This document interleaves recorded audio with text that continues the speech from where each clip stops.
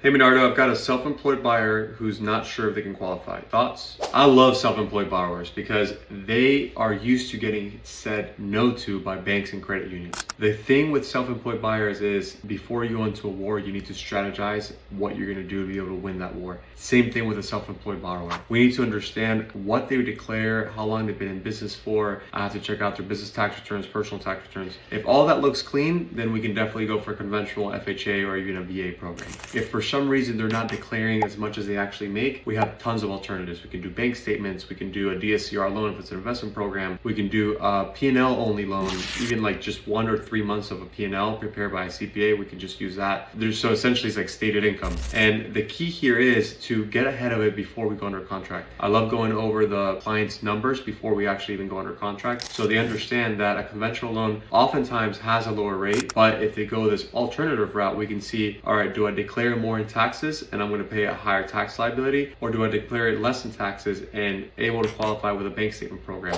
What is the difference of my rate, and is that really going to be a needle mover for me? Usually, depending on the loan amount, it might make sense to declare less and still qualify.